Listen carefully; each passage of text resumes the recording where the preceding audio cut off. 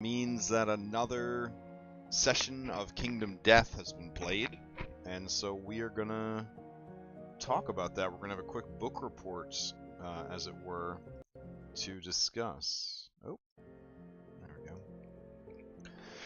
Okay, so, what happened last time? I don't really remember what happened last time. I do remember what happened this past session, so let's talk about that. In session 3 of Kingdom Death Monster, People of the Dreamer, of the Dream Keeper, excuse me, People of the Dream Keeper campaign, that is what we were playing. So, in this campaign, we are using the Gambler's Chest expansion. It's from the second Kickstarter expansion, the one that's been under development for, I don't know, like 5 years or something like that, maybe 7 years. It's hard to keep track at this point. Anyways, a lot of crazy extra rules have been added to an already incredibly complicated game for the Gambler's Chest expansion, and a lot of our previous session, which we played yesterday, was us trying to figure out all these new rules. And so we did spend quite a bit of the session finally reading like the new rule book. So we really didn't 100% understand how Ark Survivors worked. We understood how the Scout works, but we unlocked encounters, so we had to kind of read about that. Previous session, session 2, we had unlocked patterns, but we hadn't really explored that too much. We haven't unlocked characters yet, or wanderers, but we're getting close. And then we did unlock a new monster, which is the Smog Singers. So, last session, I was playing a new character, because every session my character has died. So in session 3, I'm playing a new character named Main Character. And Main Character is the child, she is the child of West Virginia and Shambler. And she was the first baby to be born to our tribe or whatever. And since she was the first baby to be born to the tribe, and we rolled really well on the baby table, she had an ability called Strategist, which allows you to essentially bring terrain with you to a battle, which is very powerful. And then she got some other stuff as well, which was really, really good. Because she was so good, we thought that all babies were that good, and that's where we had to start learning about Ark Survivors and what knowledges are and how new Ark Survivors learn knowledges, and what Lumi is, which is basically like a special currency that Ark Survivors can spend to gain knowledges. Now, in a normal Kingdom Death campaign, you have something called fighting arts. And fighting arts are what make your survivors more competent and more powerful. They're like your special moves. They're like your feats from fourth edition D&D and like Pathfinder 2e. They're like your special moves that you can do during a fight. And everybody can have 3 fighting styles. Some of them are super rare and powerful. They're called secret fighting styles, and they are unlocked through special gameplay and just luck, essentially. Well, it turns out that Ark Survivors are a bunch of food-centric nerds that aren't very good at fighting, because we tried to learn a fighting art through an event, essentially. I mean, I'm going to just tell you what it is. We ate the crocodile's penis. Just hear me out. So we ate the Crimson Crocodile's penis so that we could learn a new fighting technique from eating the crocodile's penis. Just bear with me. But it turns out that Ark Survivors are so nerdy that they're not good at fighting. And so since they're not good at fighting, we had to go to a special table in the new book to figure out whether or not we could learn to fight, like to do this new fighting technique, which really sucked. So it turned out that we couldn't learn the new fighting technique because it was just too difficult for our nerdy brains to understand. Again, these guys have something called knowledges, and these knowledges allow them to do things that normal survivors can't do, but at the cost of being bad at fighting arts. So my main character, who was born with a fighting art, we did not realize how valuable that was until she was gone. That's right, I had another character die this session. So, the first thing we did this session is we hunted a crimson crocodile. Now, we fought 2 crimson crocodiles already. This is our 3rd crimson crocodile. Both crimson crocodile fights so far have been horrible. They've been absolutely horrific. And if you do not recall, the crimson crocodile is this weird, like, eel, mermaid looking creature. It's got fingers growing all out of its back and stuff like that. It's really, really bad. Let me see if I could find a crimson crocodile picture. Hold on. Crimson crocodile KDM. I should really just keep all these things on speed dial for y'all. Alright. Okay. So here we got the crimson crocodile. So we fought 2 of these assholes already. So then we went to fight another crimson crocodile because we're like Monster Hunter, we're farming drops off of it to build equipment so that we can get stronger to fight other monsters. Now we have discovered that there's these magical fart-filled singing mermaid grandmas, and we're curious about killing them, but the crocodile is a known quantity, and since we don't read ahead when we play Kingdom Death, we don't know anything about the mermaids other than that they sing songs and that people feel bad when they try to fight them. So we're like, let's hunt a crocodile because we know what the crocodiles bring into the table. So we go out on a hunt and we get so incredibly lucky. So our first event on the hunt is that we find tracks for a baby crimson crocodile. What this means is that the crocodile at the start of the fight is going to immediately take 5 damage, which a crimson crocodile only has 11 hit points, so that's like huge, right? So it's going to take 5 damage at the start to represent that it's not as strong as a full-size crimson crocodile, and then on top of that, you do get half the drops that you normally get. But here's the thing.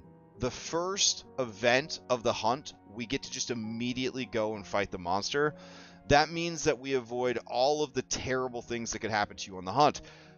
In the second session, we had 2 people die in like just hunting down the monster. Before we even got to fight the monster, we had basically lost 2 characters. It was really, really bad. So we're just like, we're going to take the win here and beat up a baby. No problem. No problem. So then we get there, and one of the randomly generated terrain tiles is a dead monster. So a dead monster indicates that the monster you're hunting is distracted by the dead monster, and it's eating that dead monster. So your quarry that you're hunting is too busy eating another monster, so you get surprise round. Because normally the monsters get to go first every time you're hunting, but we got to ambush it. So we're ambushing a baby, right? Now you might think to yourself, damn, it must have been the easiest fight ever. You ambushed a baby. How hard could it have been? It was actually still pretty hard. I'm going to be honest.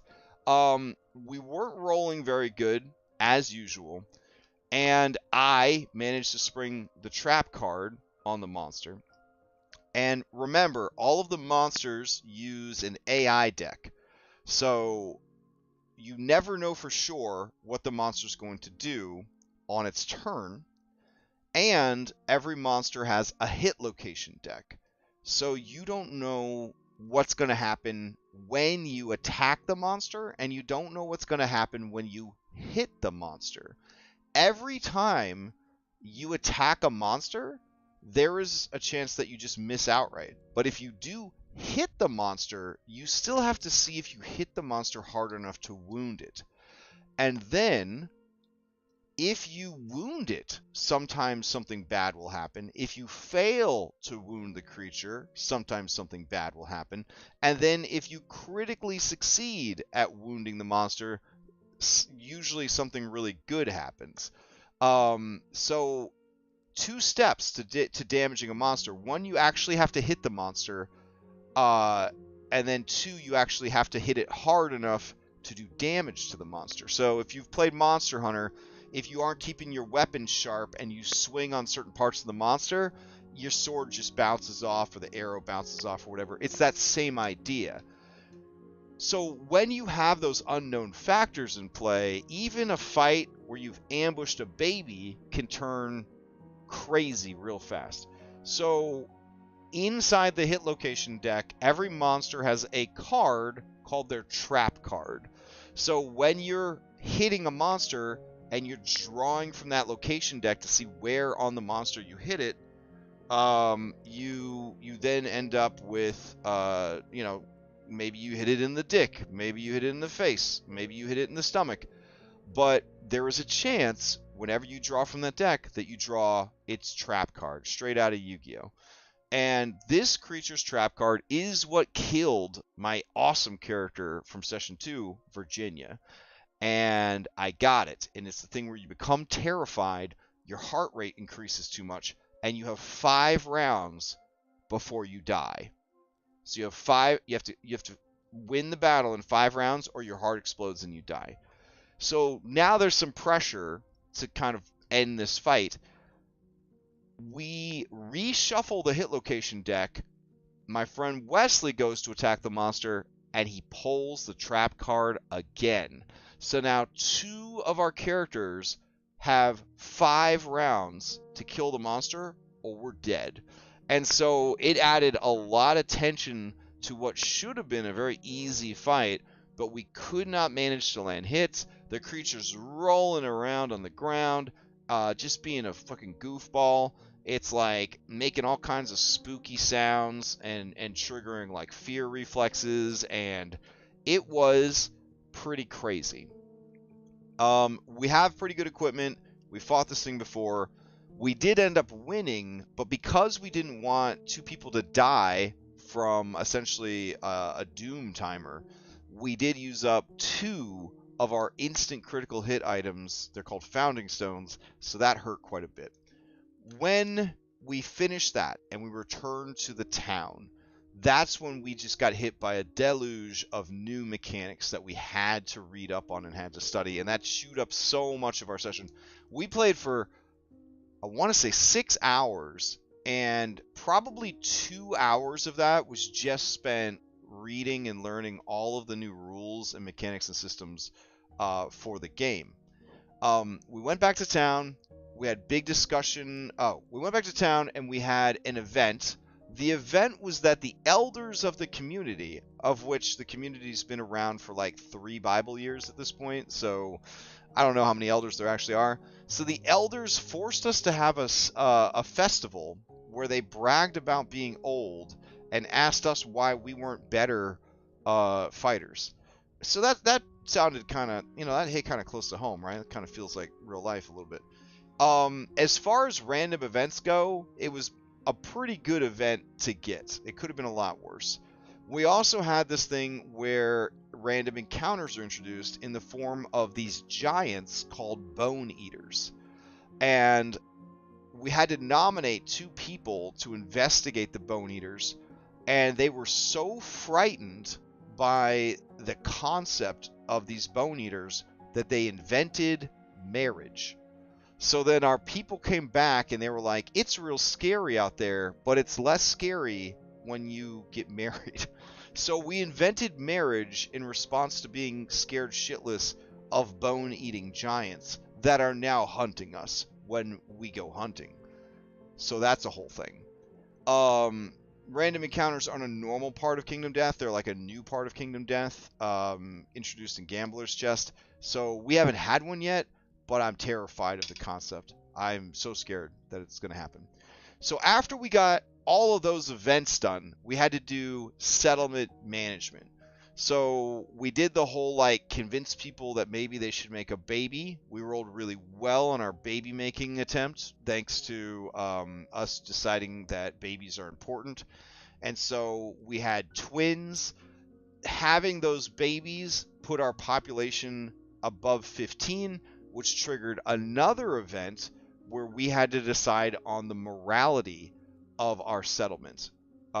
We could either, it's called collective toil, where you try to be mostly good guys, or embrace the darkness, where you basically are like bad guys. Now, collective toil is only good if you have a big population.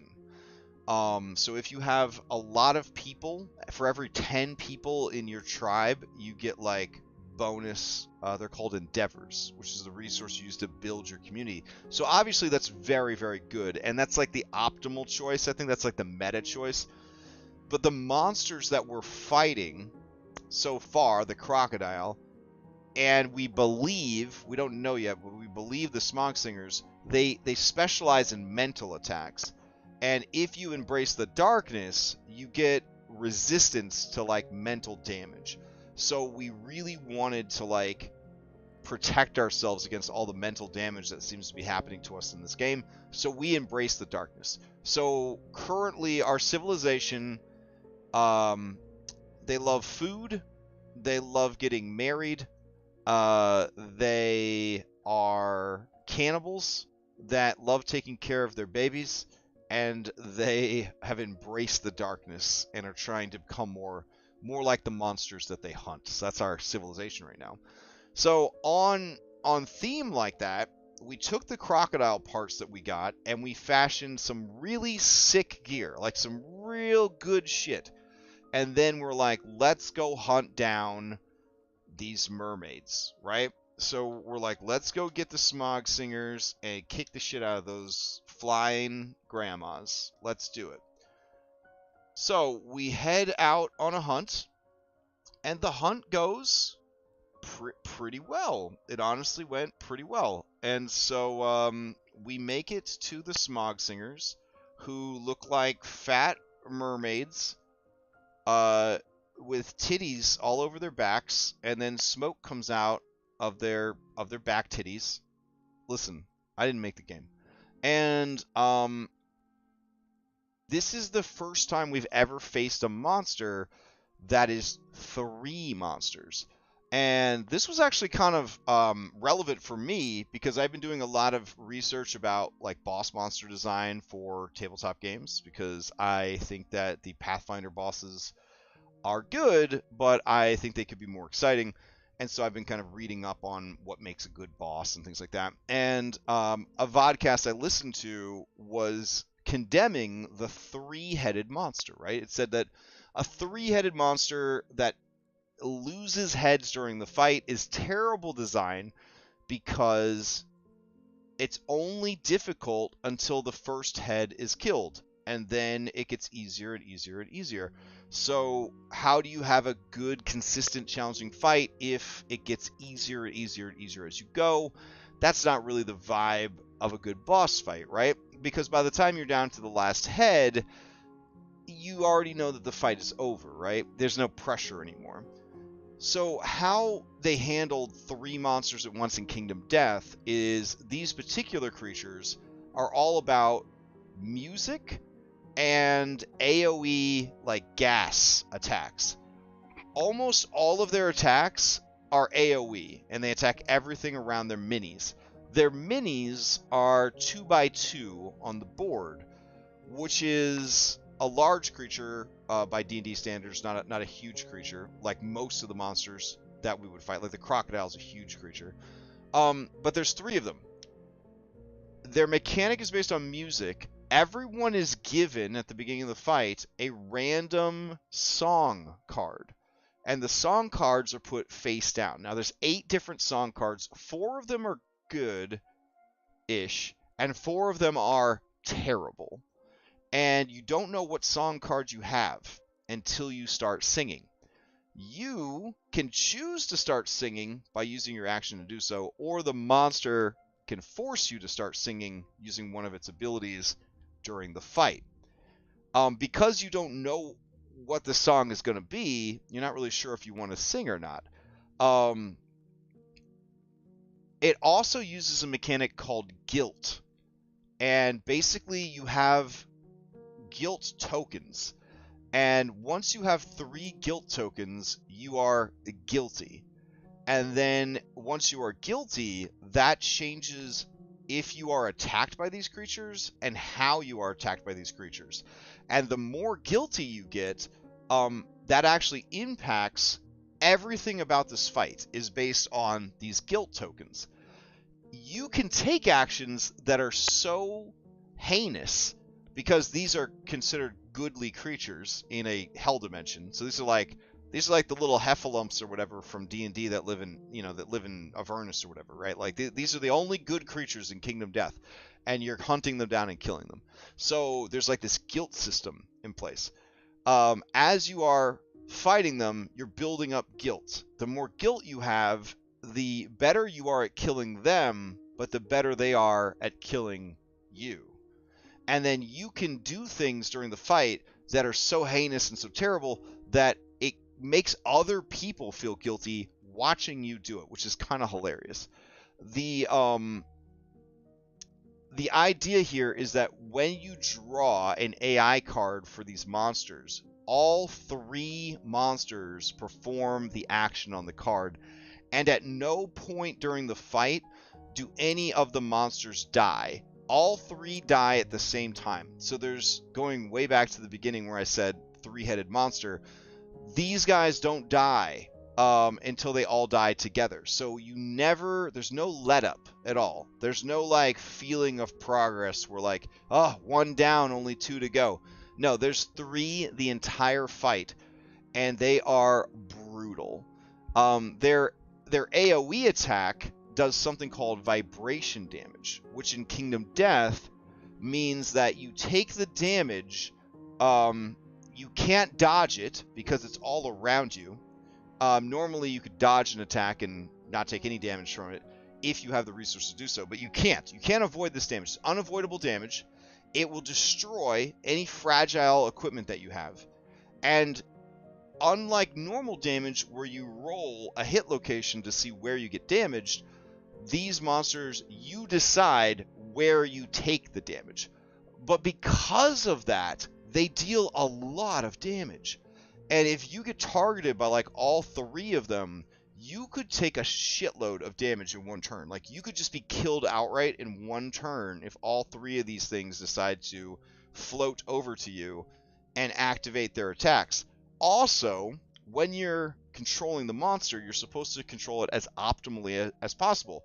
And since these things make AoE, we had no idea, right? So at the beginning of the fight, we were all pretty close together, and in the first round of combat, they pulled a card that was like sleeping gas. So they went and hit everybody over and over again with this vibration damage that then put you to sleep. And then we would have missed our turns, and then they would have attacked us again. 1 person managed to not get put to sleep, and then they used their turn to shout someone up, and then that person shouted someone else up, and then we were able to at least rally and try to fight them. But it was a very confusing and difficult fight because, again, we'd never fought these things before, and we were unused to the things that they were doing. Now, every time you would attack these things, there's a chance that you would generate guilt. And because they're not very good fighters, there were a lot of hit location cards where if you hurt them, you could then follow up and hurt them again, but you would get guilt, and then everyone watching you do it would get guilt. And that's how they would kind of build up the guilt meter on you. If you were forced to sing or you decided to sing, you would have to flip over your song card. That would clear all of your guilt, but then you would be under the effects of that song for the rest of the fight. And I only saw, I think, 4 of the songs that out of the 8 possible songs that there were. But like mine was pretty good. Like mine was like you fall in love with the creatures, so every time you damage them, you take an extra point of guilt, and you also take psychic, like mental damage. But we've like fortified ourselves against mental damage, so I wasn't too worried about it. But then Wes's character's song was, if you pull the trap card, this character runs over to whoever activated the trap card and just unloads on them. Like he like loses control of himself, he runs over and attacks you. And that's for the whole fight. That person suddenly becomes a huge liability. So you already don't want to be close to each other because of the AoE attacks, but now no one wanted to be close to Wes's character because he would just straight up kill you if you pulled the trap card on these guys. Another person got a thing that was like pacifism song. So like they were struggling to actually ever attack. Someone else got a song where on their turn, instead of doing a move action and an action, they had to do 2 actions or 2 move actions, which was incredibly disruptive to the way that you want to play the game as well. So we had to like adapt to all these things happening to us. While there's 3 different monsters, the monsters could like float and bounce and fly. They had AoE attacks going on. They had status effects that were happening to us. And then when we would finally land a hit on them, almost always the hit location is like, well, you could keep beating them up. And obviously we want to keep beating them up. It got to the point where we were so desperate to damage them that my character, who died, had an opportunity to really kick the shit out of them. It was like rip off their foreskin neck and pull out one of their eyeballs and like kick them like a football and the whole deal. And I did like 6 or 7 wounds in one turn, which is like half of their health, because I was like, we gotta kill these things, right? They're gonna slowly but surely kill us, so we gotta kill them. So my character went ham on these creatures. I had that song pulled where I was doubling up my guilt every time I attacked them. My guilt was at 11 when I pulled the trap card. And the trap card said,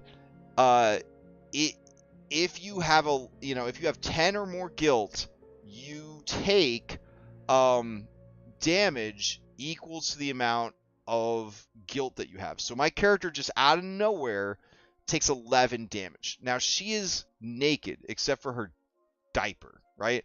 So I have no armor to like soak these hits. So like every part of my body is damaged. And then once your body is damaged, any additional damage you take is a critical hit, and you roll in the critical hit table. So in the end, my character went deaf, had her head chopped off twice, had her pelvis destroyed, had her intestines removed, had both of her, like, she had 2 ribs broken, and she had her spleen ruptured. So she was pretty fucking dead. If she hadn't died from all of that, I was very close, because I had to keep chasing down the monster as it was fleeing to keep kicking the shit out of it, and I ran right past Wesley's character. So if I had lived through the trap card, Wesley's character would have just run up and killed me anyways, because his song forced him to kill one of us when the trap card was triggered, if he was close enough to do so. So at that point, I was like, I did my part, I'm done. So I went and I was like cooking dinner and listening to the game as I was cooking dinner. Those guys took forever to finish the fight without my character, who, by the way, had that cool fighting art that we'll never get again, and a bunch of other bonuses that now they're gone. And they pulled the trap card 3 more times. And all the times that we've played Kingdom Death, we've never pulled the trap card that much in a single fight. These fucking mermaid grandmas just Oh, it was horrible. It was horrible. So we so we finally finished that battle, and we're carving them up for loot, and that's when we ran out of time. And so next session, we're gonna get the loot from carving up these women, these mermaid ladies, and we're gonna head back to town. We have to do a settlement event. We have to develop our community. I have to activate a new character, and then we don't even get to go hunting. We have to deal with a guy called the Butcher. And the Butcher is essentially like the first big like super boss of the campaign, and the Butcher is basically here we go. Yeah, so the Butcher is an ancient survivor who embraced the darkness and became a monster all by themselves. And they just travel throughout the hell dimension of Kingdom Death, just murdering everybody. They just live for murder. And they have these two giant cleavers that they use to fight, and they like rip off your face. And the way this guy is designed is there is a chance, like a bad Magic the Gathering commander deck, that they can create an infinite damage loop if they get the right combination of attack cards. So I'm not really looking forward to the next time we play Kingdom Death because I hate fighting the Butcher, and I think we have some pretty good equipment. I don't think we have very good characters to use that equipment, but we have pretty decent equipment, so we could give this guy a run for his money. But normally when I play Kingdom Death, I'll throw the first Butcher fight. So I'll just take like 4 children, and I'll just be like, I'll send the 4 naked children out and just let them get killed by the Butcher. And then the Butcher gets mad and he kills the kids, and then he takes some of your stuff and he leaves, and it's like whatever. But now in the People of the Dream or whatever campaign, the Dreamkeeper, there's a currency called CC. It's like cognitive collective or some shit like that. Basically, it's experience points that your tribe earns, that your settlement earns. And this is a new system in Gambler's Chest that was not in the previous game. If you beat the Butcher the first time, you get 3 of these experience points. And these experience points are so important for developing your settlement that, like, now the idea of throwing the match against the Butcher feels really bad. Like, I don't want to throw it. Like, I'd really like to win this. And I think that is incredible design by the Kingdom Death team, because I think it was a common practice in these early nemesis battles, is what they call them, these super bosses. It was a very common practice to just throw that first fight. But now that you have these CCs, these special experience points on the line, this is your only chance to get those 3 experience points. And every experience point counts so hard because there's only so many opportunities to get them. So like beating the Butcher becomes important because of this new experience system for your settlement. So we're gonna try our best in April to defeat this guy and level up our community. And then if we survive, or if we don't, it doesn't really matter, but I hope we survive, we'll level up our community, and then we're gonna head back out and we're gonna hunt another crocodile, because we don't want to get our asses kicked by a bunch of mermaid grandmas again just yet. And so that's probably what's going to happen next session. Anyways, that is my book report on session 3 of the Gambler's Chest expansion, People of the Dreamkeeper campaign. It's been stressful and scary and exciting, and I'm happy to share the progress with you. And again, if you're interested in Kingdom Death, but you don't have, I don't know, $800 to pick it up, they do have a digital version of the game that is in early beta, so you can go get a copy of that from their website and try it out digitally, see if you like it. And then again, it's an experience. It's an experience. If you like grid-based tactical combat, Dark Souls, Monster Hunter, civilization building games, rolling on tables, OSR style D&D. These are all kind of things that you would really appreciate about this game. You can go check it out. So yeah, I guess I will see you guys next time.